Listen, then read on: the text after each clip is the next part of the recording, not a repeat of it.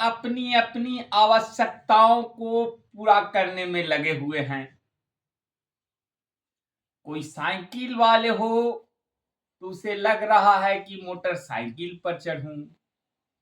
Motorcycle वाले को Maruti car पे, मारुति कार वालों को हवाई जहाज पे, जो झोपड़ी में रह रहा हो उनको महल का ख्वाहिश, जो महलों में पल रहे हों उन्हें संगमरमर टाइल्स का ख्वाहिश, जो लाखों में हो उनको करोड़ों में खिलने का जी, और जो करोड़ों में हो उनको अरबों खरबों में खिलने का जी। यही सबों की आवश्यकताएं हैं। पर जरा गौर करें कि आवश्यकताएं कभी पूरी हुई है क्या? ये आवश्यकताएं अनंत हैं। आप ख्वाहिश करते जाएंगे पर ये आवश्यकताएं पूरी नहीं होगी और एक दिन ये शरीर आपका छूट जाएगा। फिर जो आप जमा किए वो यहीं के यहीं रह जाएंगे। पर जो असली आवश्यकता है उसके पीछे तो सोच ही नहीं रहे हैं। वो असली आवश्यकता है जिसने आपको बनाकर यहां भेजा। आप सोचे कि हम कौन हैं? हम ऐसे जीव हैं जो 84 लाख जीवों में सबसे प्रथम स्थान है। ये तन बहुत तपस्या करने के बाद भी फिर नहीं मिलता, तो ऐसा हमको कार्य भी करना चाहिए।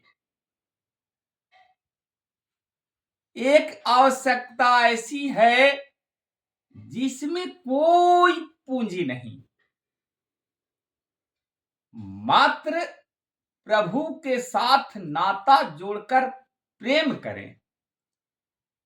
फिर देखें आपको सभी संग साथियों से प्रेम जुड़ता है या नहीं। आपके सारे गंदे विचार धुल जाएंगे और प्रेम के जरिए सत्य, धर्म या नाना प्रकार के अच्छे अच्छे संगत प्रवेश करने लगेंगे।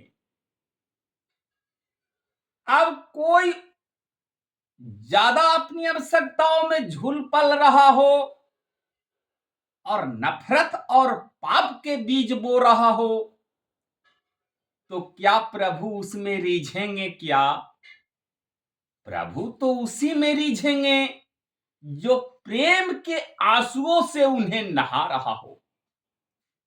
जैसे बड़े बड़े तपस्वी तपस्या करते ही रह गए, भगवान प्रभु श्री राम क्या उन सबों के पास गए? क्या वो तो उन्हीं के पास गए जो प्रेम के जरिए आंसू गिरा के झरझर रो रही थी।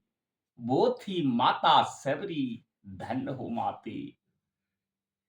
क्या कृष्ण भगवान दुर्योधन के मेवा मिष्टांग खा लिए? क्या क्योंकि उसमें अहंकार भरा हुआ था।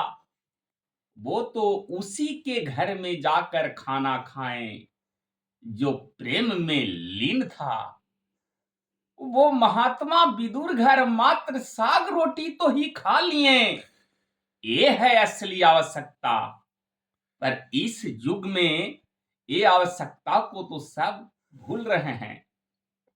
जो आवश्यकता को ही पाल रहे हैं, जो जान रहे हैं कि नहीं सारी ख्वाहिशों से सबसे बड़ी ख्वाहिश यही है, भाई तो उनका तो अरमान पूरा होगा ही, चाहे वो अमीरी में पलने वाले हों या गरीबी में पलने वाले हों।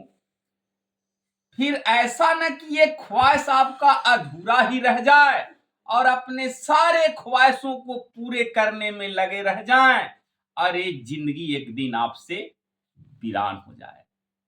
फिर मरने के उपरांत भी आप ही के साथ वे जाते हुए पूछेंगे कि हमारे लिए तुमने क्या किया।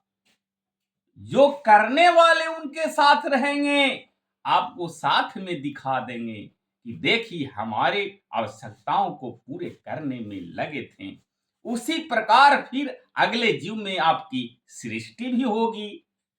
धन्यवाद।